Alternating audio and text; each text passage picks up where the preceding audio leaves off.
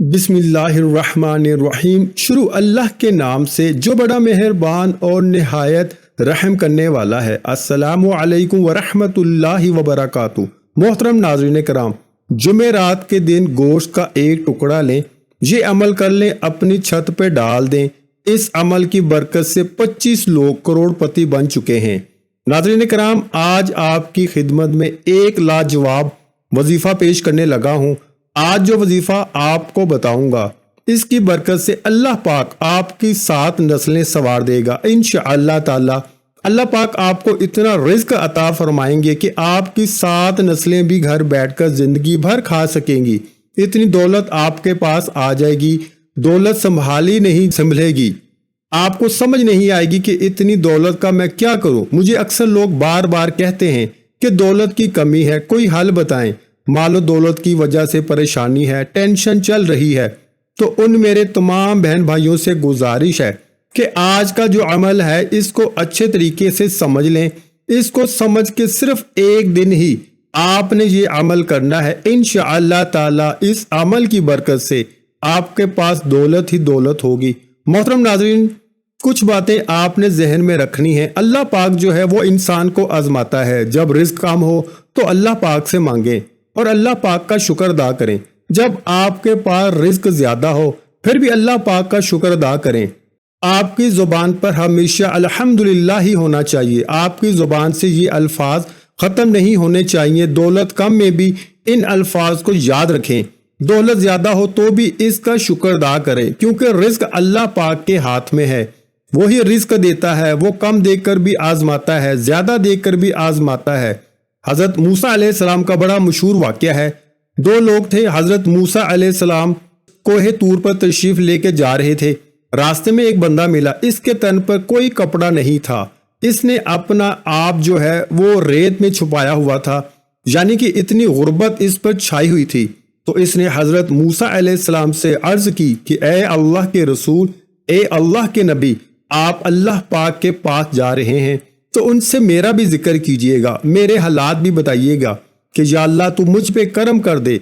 हजरत मूसा अलैहिस्सलाम आगे जाते हैं। एक बंदा जो है वो नोटों में खेल रहा है, दोनों हाथों से दौलत लुटा रहा है। लोग इस दौलत को लूट रहे हैं। वो भी हजरत मूसा अलैहिस्सलाम से कहता है कि अल्लाह ताला से मेरा भी जिक्र करना कि अल्लाह पाक ने मुझे इतनी दौलत दी है कि मैं संभाले नहीं संभाल सकता।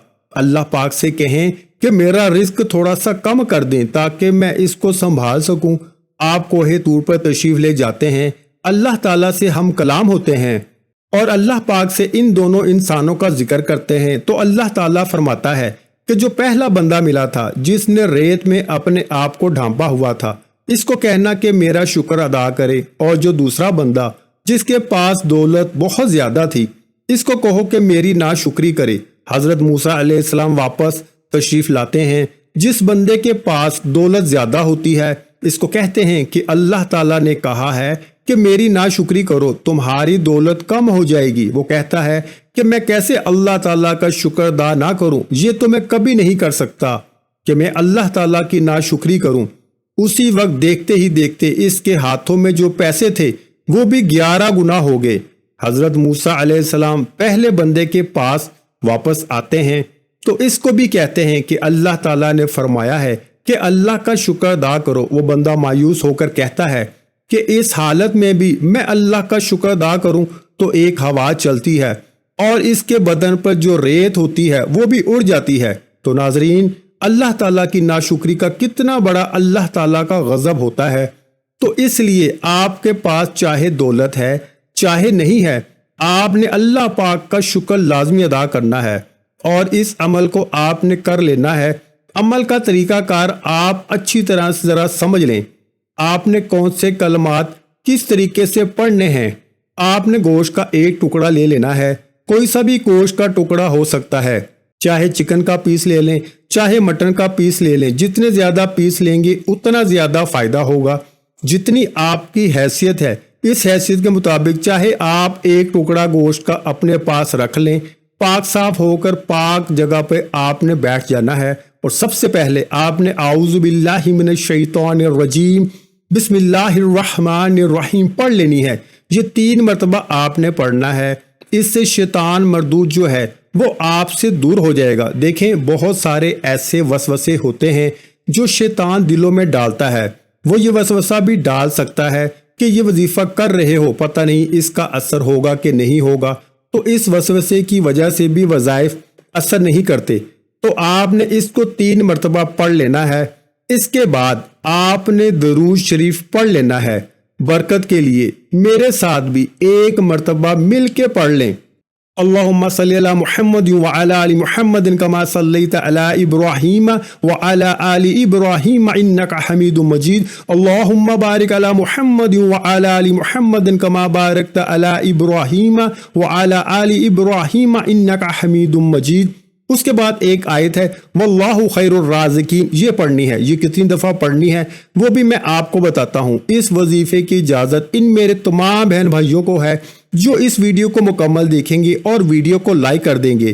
اگر آپ اس وظیفے کو کرنا چاہتے ہیں اور ویڈیو کو آپ نے سکپ کر کے دیکھا ہے تو شروع سے آخر تک اس ویڈیو کو 1 دفعہ دیکھ لیں، روحانی طور پر بھی مدد آپ کے ساتھ ہو جائے گی اور پھر وظیفہ جلدی اثر کرتا ہے۔ محترم ناظرین، ایک بات کا آپ نے بہت زیادہ خیال رکھنا ہے، جب دولت آپ کے پاس آ جائے گی تو غرور مت کرنا، کیونکہ کچھ لوگوں کو جب پیسہ مل جاتا ہے، آپ نے اپنی گلی محلے میں اپنے رشتہ داروں میں دیکھا ہوگا کہ کسی بھی شخص کے پاس جب نیا پیسہ آ جاتا ہے، دولت آ جاتی ہے تو وہ شخص غرور کرنے لگ جاتا ہے، یعنی اس میں آ جاتی ہے۔ تو آپ نے اپنے برے دن یاد رکھنے ہیں۔ ہمیں پتہ ہونا چاہیے کہ ہاں بھائی ہم نے فلاں ٹائم فلاں برا وقت گزارا ہے، اور جو آپ سے نیچے والا طبقہ ہے جو غربت میں ڈوبے ہوئے ہیں، آپ نے ان کی مدد بھی کرنی ہے۔ اللہ نے ہم پر رحمت کی ہے تو ہمارا یہ اچھا وقت ہے، اس لیے غرور نہیں کرنا۔ جب انسان غرور کرتا ہے تو پھر اس کا رزق آہستہ آہستہ کم ہونا شروع ہو جاتا ہے، ختم ہونا شروع ہو جاتا ہے۔ تو ناظرین کرام، جو قارون تھا اللہ پاک نے اس کو بے حد خزانوں سے، بے حد دولت سے نوازا تھا، وہ بنی اسرائیل میں سے تھا۔ اس کے خزانوں کی جو چابیاں تھیں، اس کے خچر ہوا کرتے تھے جو اس چابیوں کے وزن کو اٹھاتے تھے۔ تو آپ اس بات سے اندازہ لگا لیں کہ اس کے خزانوں کی وسعت کتنی زیادہ تھی۔ وہ غرور کرنے لگا تھا، وہ کہتا تھا یہ جو پیسہ ہے، یہ جو دولت ہے، یہ میری محنت کی ہے۔ حالانکہ ہمیں جو رزق ملتا ہے، دولت ملتی ہے، یہ ہم پر اللہ تعالیٰ کا فضل ہوتا ہے، اللہ پاک کا کرم ہوتا ہے۔ اللہ پاک ہی عطا کرتے ہیں۔ رزق اور دولت عطا کرنے والا وہی مالک ہے، وہی ذات ہے۔ وہ کسی کو کم دے کر بھی آزماتا ہے، وہ کسی کو زیادہ دے کر بھی آزماتا ہے۔ تو آپ نے ان باتوں کا بہت زیادہ خیال رکھنا ہے۔ آپ نے واللہ خیر الرازقین، اس کی ایک تسبیح آپ نے پڑھ لینی ہے اچھے طریقے سے۔ آپ نے باوضو ہو کے اعوذ باللہ اور بسم اللہ پڑھ کے اور درود شریف پڑھ کے آپ نے واللہ خیر الرازقین، بہترین رزق دینے والی ذات میرے اللہ کی ہے، آپ نے ایک تسبیح واللہ خیر الرازقین کے پڑھ لینی ہے اور اپنے مقصد کو ذہن میں رکھنا ہے اور یہ سوچتے جانا ہے کہ اللہ پاک ہی رزق عطا کرنے والا ہے۔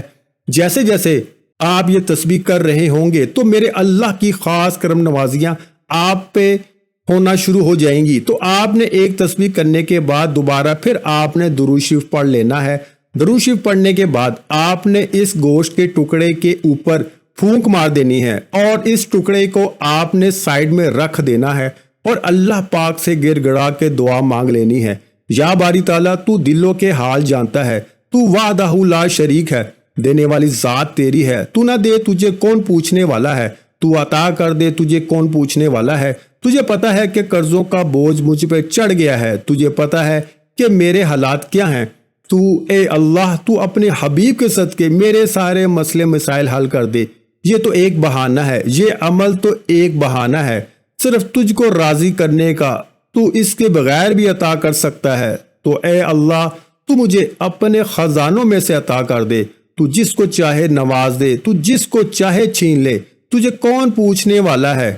آپ نے اچھے طریقے سے دعا مانگ لینی ہے اور کوشش کرنی ہے کہ وہ جو گوشت کا ٹکڑا ہے اس کو اور مزید چھوٹے چھوٹے ٹکڑوں میں تقسیم کر دینا ہے، چھوٹے چھوٹے اس کے پیس بنا لینے ہیں اور اپنی چھت کے اوپر آپ نے پھینک آنا ہے تاکہ اس کو پرندے کھا لیں۔ جو ہی اسے پرندے کھائیں گے، وہ پرندے بھی آپ کے لیے دعا کریں گے۔